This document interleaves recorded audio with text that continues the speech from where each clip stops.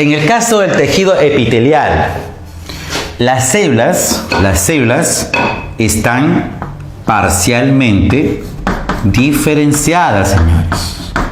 Muy bien, parcialmente diferenciadas. Ahí está. Diferenciadas. Bien. En el caso del tejido conectivo o conjuntivo, están bastante diferenciadas. Bastante diferenciada. Ahí está. Bastante diferenciadas. En el caso del tejido muscular y nervioso, acá las células están terminalmente diferenciadas o altamente diferenciadas. Terminalmente diferenciadas. Ahí está. Diferenciadas. Muy bien. Ahora hablamos de la sustancia intercelular. Recuerda la sustancia intercelular, aquel material que está rodeando a las células del tejido. Muy bien. ¿Y qué va a colocar ahí, profesor? Vamos a hablar de la cantidad, de cuánto material hay, lo que rodea a esas células. A ver, imagina acá, si las células estuvieran juntitas, casi pegadas, podríamos decir entonces que la sustancia intercelular sería abundante o escasa. Profe, sería escasa, porque si un tejido tuviera células que estarían juntitas, la cantidad de sustancia intercelular sería pues escasa. Exacto, pero en el caso de un tejido epitelial, no simplemente es escasa, sino es bastante pobre. Tanto así que algunos asumirían que es nula. Y no sería pues mal decir eso. Se puede decir que es muy escasa o nula en el caso del tejido epitelial. ¿Está bien? Yo voy a colocar en este caso es muy escasa. ¿Está bien? Así es, muy escasa. Entonces, al decir muy escasa, da a entender que también puede ser nula. ¿Está bien? Listo. En el caso del tejido conectivo o conjuntivo, la sustancia intercelular es abundante. Hay bastante material que rodea a las células. Y en el caso del muscular y nervioso, es escaso. Un poco más que el que tiene el epitelial, pero no tanto como el que tiene el conectivo. ¿Está bien? Entonces, escasa. Listo. Ahí tenemos entonces las características que diferencian a los 4 tejidos fundamentales. Profesor, si me preguntaran cuál es el primer tejido en formarse de los animales, ¿cuál es el primer tejido fundamental en formarse de los animales? Facilito. Escucha bien, se pregunta a nivel feto. El primer tejido fundamental de los animales en desarrollarse es el tejido epitelial. Bien, es el primero en formarse. Muy bien. Vamos con uno de los tejidos fundamentales de los animales, el tejido epitelial, o conocido simplemente como el epitelio. Epitelio. ¿Está? ¿Cuáles son las características del tejido epitelial? Primera característica, es un tejido formado por una o más capas de células, por una o más capas de células. Ahí está, por una o más capas de células. ¿Está bien? Ahora, se apoya sobre una membrana basal. Se apoya sobre una membrana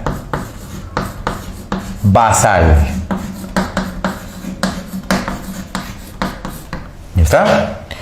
Así como construir pues un muro de ladrillos, ese muro debe tener una base. ¿Está bien? De igual manera, el tejido epitelial debe presentar una base para que todas las células, para que todas las capas de células descansen sobre ella. ¿Está bien? Es un tejido avascular. ¿Qué quiere decir avascular? Fácil. Debéis recordar que cuando se choreaban la aguja de su vieja, pasaban la aguja por la palma de la mano, ¿sí? Pues vosotros habéis notado que no sangraba. ¿Muy bien? Sí, profesor, yo me pasaba cada rato la aguja y no salía sangre, nada, ¿no? Claro que a veces me quinceaba porque ¡plá! Hincaba y ya salía la sangre. Bueno, ahora te diré, ¿por qué normalmente no sangraba cuando te pasabas la aguja por la palma de la mano? Porque tu aguja pasaba, a ver, la piel tiene 3 capas. La capa más externa, la capa externa es epidermis. La capa interna se llama hipodermis, esa está hecha de grasa. Y la que hay entre epidermis e hipodermis, la capa media, se llama dermis. ¿Está bien? La epidermis es un tejido epitelial, ya te lo había dicho. ¿Está bien? Entonces, cuando tú cogías la aguja, pasabas por la palma de la mano, hablando de manera tisular, histológicamente hablando, la aguja pasaba por la epidermis. Esa aguja no pinchaba ningún vaso sanguíneo. ¿Y por qué, profesor? Porque no existe ningún vaso sanguíneo en la epidermis, no hay. ¿Está bien? Por lo tanto, tú pasabas la aguja por la epidermis, por esa capa, atravesabas quizás muchas células, pero no atravesabas ningún vaso sanguíneo porque no lo existe. No hay ninguno. Es un tejido avascular.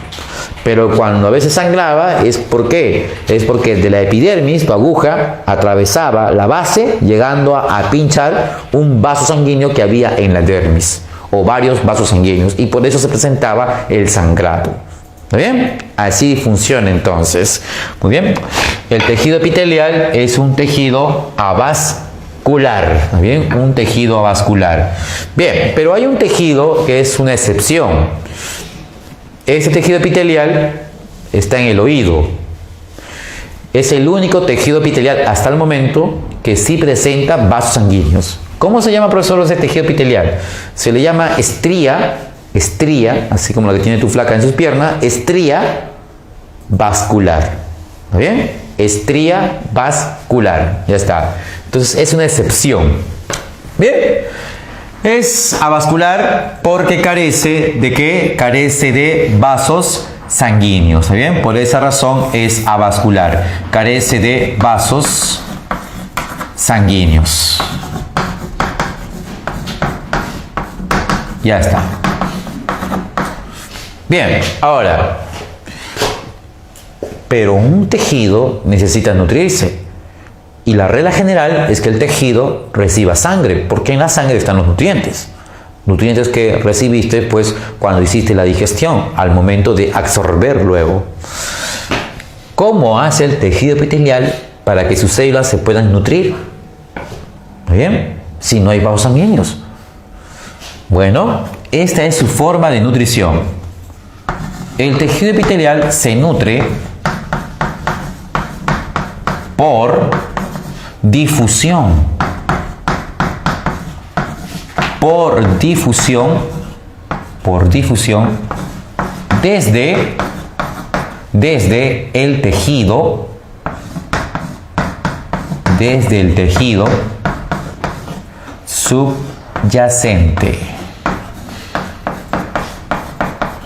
subyacente. A ver, ¿qué quiere decir eso?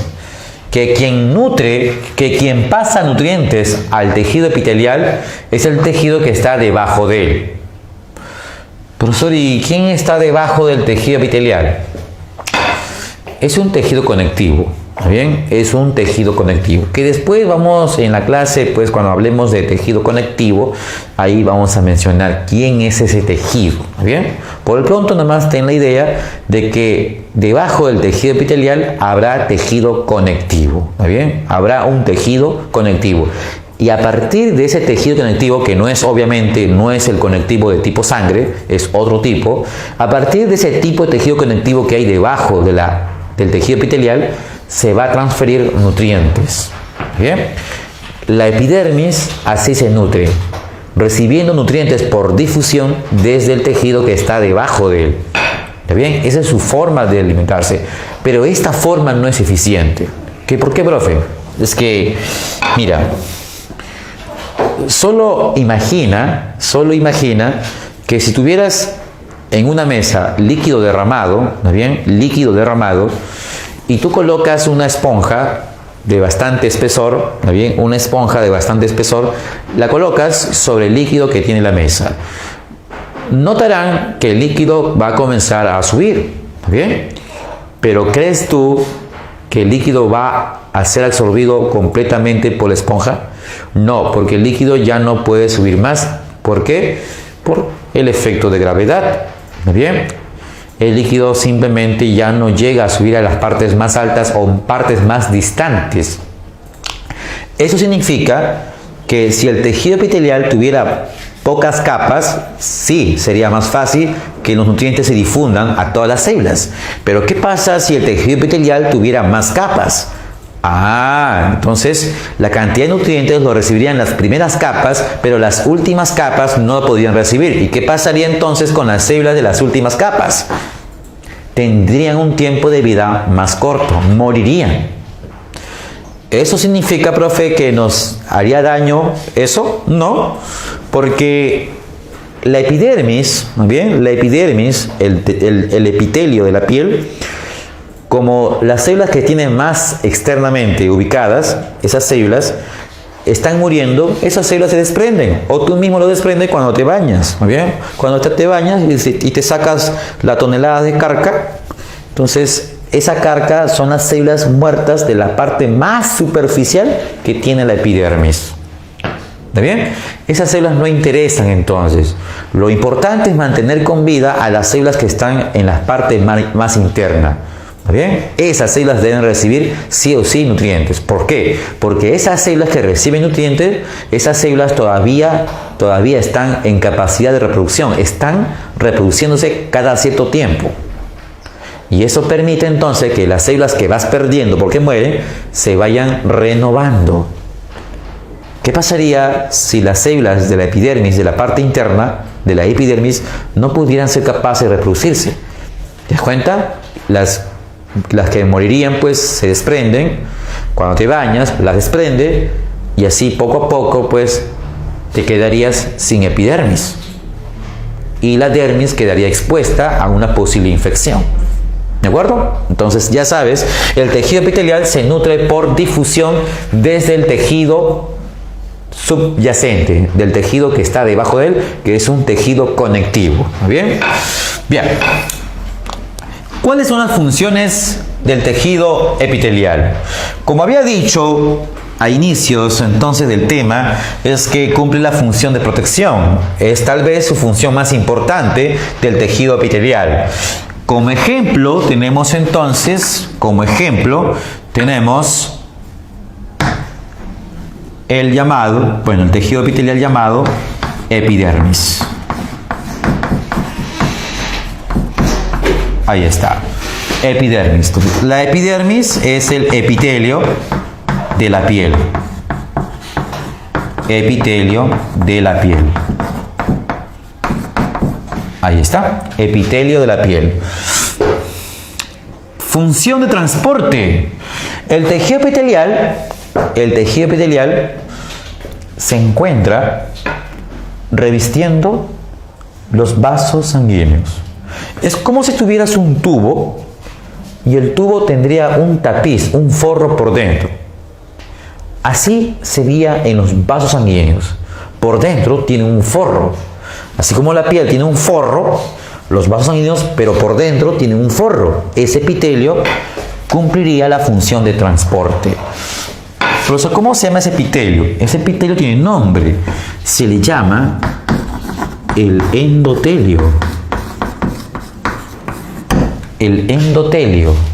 El endotelio sería epitelio de los vasos sanguíneos,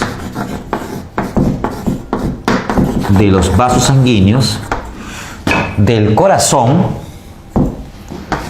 que el corazón también tiene, claro, las cavidades del corazón, en sus cavidades están forradas por tejido epitelial. Del corazón y linfáticos. Muy bien, ahí está, de los vasos sanguíneos, del corazón y de los vasos linfáticos. Ya está.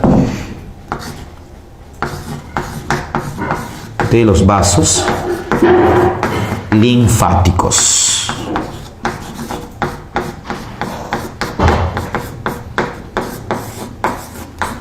¿Está? Función de absorción. Función de absorción. ¿Cómo es eso, profesor?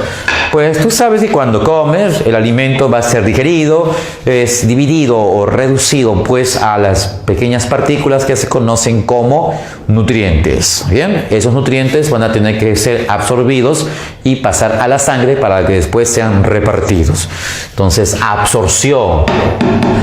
Como ejemplo, entonces, sería el epitelio, pues, epitelio del intestino delgado, como ejemplo, de los intestinos en general, de los intestinos. Ahí está. Bien, entonces, epitelio de los intestinos, cumplen función de absorción. Otra función, la función reproductiva. ¿Está bien? Reproductiva. Ejemplo. Acá sería el epitelio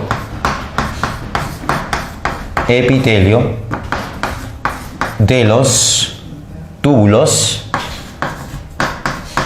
seminíferos. Túbulos seminíferos. A ver. Túbulos seminíferos. Los testículos son lugares donde se forman los espermatozoides. ¿Bien? Pero dentro de los testículos hay unos tubitos. Ahí sería el lugar exacto donde se formarían los espermatozoides. Esos tubos finitos, microscópicos, se les llama túbulos seminíferos. Dentro de esos tubos se forma cada espermatozoide. Los espermatozoides se forman a partir de las células del tejido que forra a esos tubos. ¿Bien? Entonces, esos tubos están hechos de tejido epitelial.